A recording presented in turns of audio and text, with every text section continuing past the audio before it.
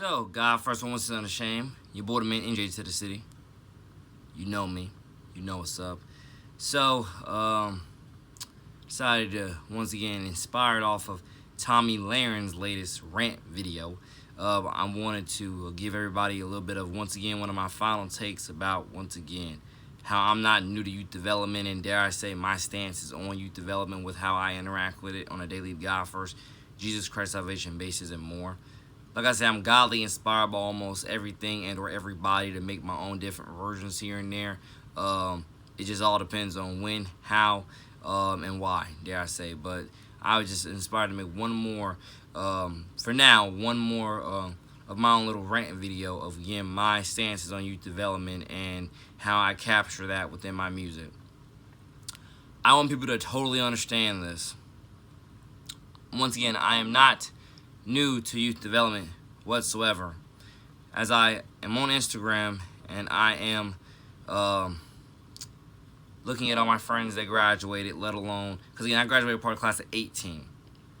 So when I look at all my friends that have graduated, let alone that are just now entering NEAS, let alone my friends that are entering whatever year they're entering, freshman, sophomore, junior, and even senior year, all I could think to myself, God first, is like, OMG, you know, over the last 2 years, I feel like I've missed out on so much of their youth development, you know, so much of their growth. And I want people to understand that, like I say, pretty likable person for the most part, as I've explained in other videos. Out of 100 people, usually around, I want to say 70s, but I would really say more so in the 90s of people in that out of that 100 usually like me. It usually has only ever been a 1% of people, if not less than 1%, that found any reason not to like me.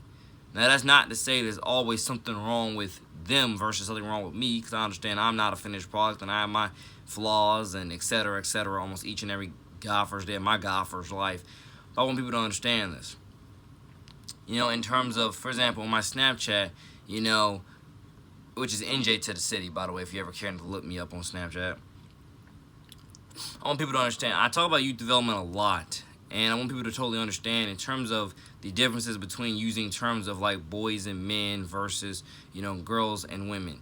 At times I've played around with all those various terms, which are easier terms would be probably just say, you know, again, sisters and brothers, young sisters, and so on and so on. Probably easier, more, dare I say, more Christian-like, if not easier, more sentimental-like, probably, you could say.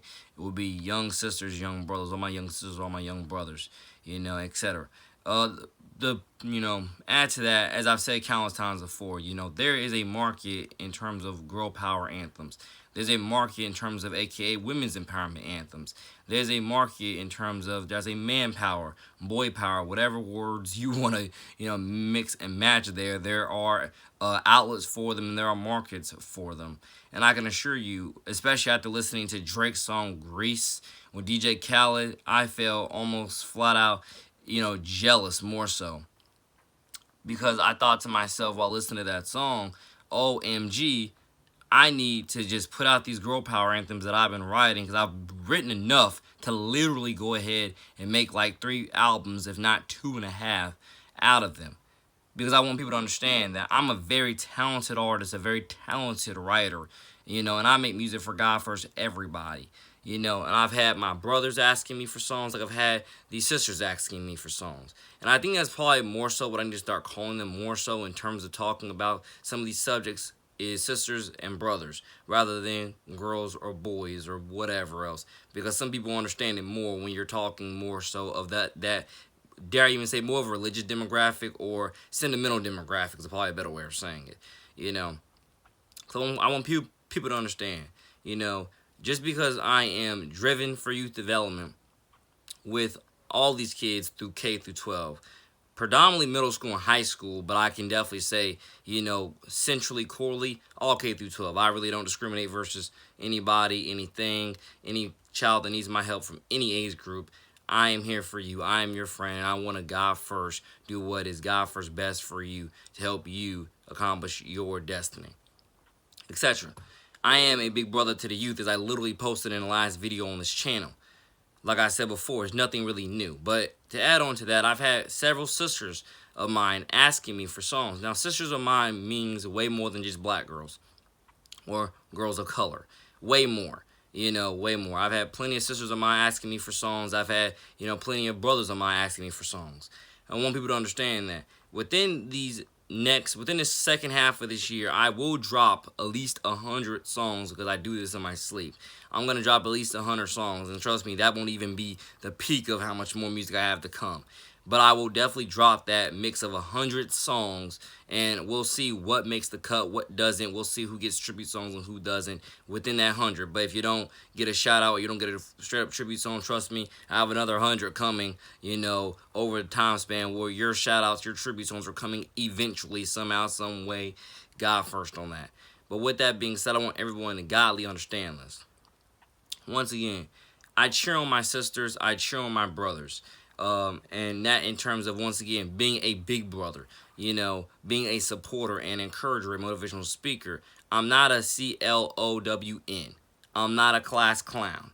I am someone who truly and generally loves all people and wants to encourage all the kids through Christ, which strengthens me. / through Christ, which strengthens us all. That is who I am. When I say that I like the attention, that is in terms of being a people person. That means in terms of being in front of your face and having a very civil, organized, or very civil and very studious conversation with you. Many different classy words you can use there.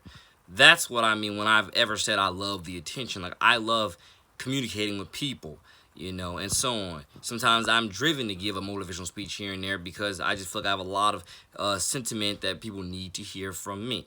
And I want people to understand that. When I say I love the attention comes with the job. Attention comes with the character. It comes with the art and the focus. You can't escape the attention. Either way it goes, you're going to get attention. You have to learn how to learn, build, and grow with that attention towards the betterment of who you are, to grow you into your best self. Once you are able to do stuff / stunts like that, then I promise you, once again, more and more of your destiny will arrive and will come, and more of the prophecy will be revealed to you, and so on and so on.